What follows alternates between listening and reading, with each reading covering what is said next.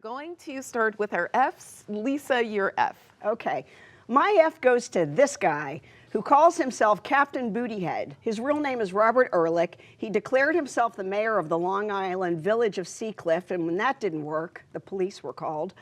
He launched a write-in campaign for the March 18th election, lost that election, called it rigged, compared himself to Anne Frank, alleged voter suppression, claimed to have then established a new village, declared himself mayor of that, and said he'll be issuing executive orders to implement his policies. Wonder where he got his inspiration. Rick? My F goes to the Trump administration for telling New York City to end congestion pricing or risk losing federal highway funds. Now, this is the same administration that's dismantling the Department of Education because it believes that all education decisions should be made locally, but now it thinks that it's the one to make New York State decide how to deal with its traffic congestion. I'm confused.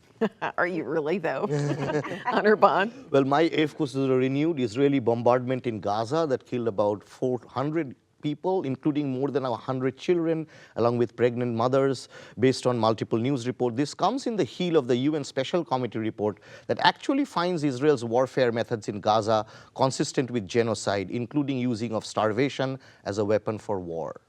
Jenny? So my F goes to Governor Hochul's last-minute push to include legislation banning face coverings in public. Her proposal would extend from bank robbers to peaceful protesters, but in the age of advanced facial recognition software, the sort being used currently to identify and detain pro-Palestinian protesters, masks thwart the sweeping hand of authoritarian government.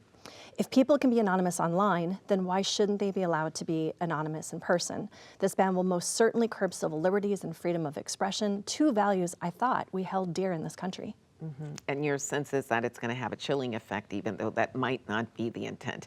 Well, we need to offer you some good news before we leave, and so we'll start again with you, Lisa. Thank you, Nina. My A goes to 15-year-old New Zealand athlete Sam Ruth, who on Wednesday became the youngest person ever to run a 4-minute mile. Rick? My A goes to the Utica University and Hamilton College men's hockey teams. Both have made it to the quarterfinals of the NCAA Division III national tournament and play tomorrow. A win would send them to the Frozen Four, and if they both win, they would actually play each other in the national semifinals. Congrats and good luck to both of them. Wow, is this going to be a first? This is, I think, first time that Hamilton has gone to the Final Four. Utica has gone before. Anirban? Well, keeping with the Feel the Burn vibe, my A goes to New York State's initiative of making it more difficult for hedge funds to purchase single-family homes.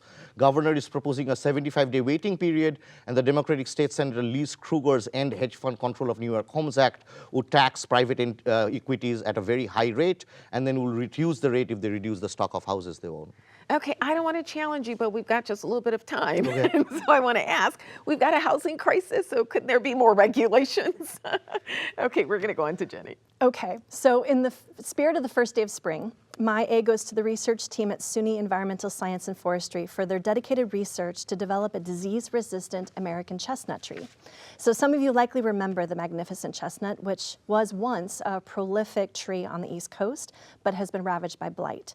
For 25 years, the team led by Dr. Newhouse and Dr. Fernandez have been developing a strain that is genetically resistant to blight. Their work, which is now in the regulatory phase, will help restore a tree that's a linchpin species in the environmental ecosystem. Their work is exactly why science needs taxpayer funding through federal and state grants. We all benefit.